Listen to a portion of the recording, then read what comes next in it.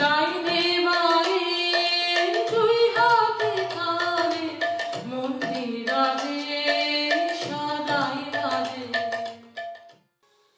রজনীর নিঃশব্দ তিমিরে আমারে মরিতে দিও একা জলহীন সমুদ্রের তীরে। বৃহস্পতিবার 21শে মার্চ পালিত হল বিশ্ব কবিতা দিবস। 1999 সালে ইউনেস্কো এই দিনটিকে বিশ্ব কবিতা দিবস বলে ঘোষণা করেন। এর উদ্দেশ্য হল সারা বিশ্বে কবিতার পঠন, লেখা, প্রকাশনা এবং শিক্ষার প্রচার করা। বিশ্ব কবিতা দিবস দিনটি পালন করা হলো কলকাতার Golpark Ramakrishna mission institute of cultural এর শিবানন্দ হলে। এই অনুষ্ঠানের মূল উদ্যোক্তা ছিলেন সংযুক্তা দাশগুপ্ত। এই দিনের অনুষ্ঠানের সূচনা হয় ব্রততী বন্দ্যোপাধ্যায়ের অসাধারণ কবিতা দিয়ে। এই অনুষ্ঠানের রোমান এবং বাংলার কবিতা কিভাবে মেলবন্ধন হয়েছে সেটাই শিল্পীরা প্রকাশ করেছেন।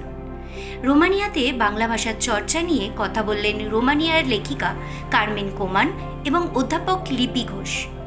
এখানে প্রাচ্য এবং পাশ্চাত্য দুই দেশের বিখ্যাত দুই কবি তথা বাংলার রবীন্দ্রনাথ ঠাকুর এবং রোমানিয়ান কবি এমিনেস্কুর কবিতা পাঠ করা হয়। গান এবং কবিতা দিয়ে অনুষ্ঠানটি জমজমাট হয়ে ওঠে। ইন্টারন্যাশনাল পোয়েট্রি ডে 21শে মার্চ। আপনারা তো শুনলেনই যে 1999 সালে ইউনেস্কো এই দিনটাকে কবিতার দিন হিসেবে ডিক্লেয়ার করে।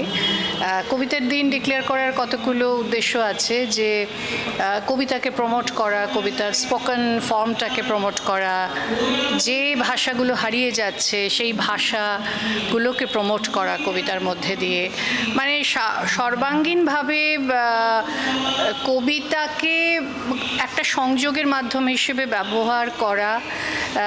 আমাদের এই যে বিরাট বিশ্বে এত মানুষ, সেই মানুষের মধ্যে যেন তাদের ভাবের সংযোগ কবিতার মধ্যে দিয়ে হয়, এই রকম একটা মোটামুটি ভাবনা থেকেই কবিতা দিন।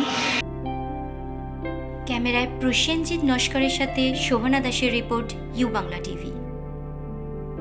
ইউ বাংলা টিভি, হৃদয় ছুঁয়ে যায়।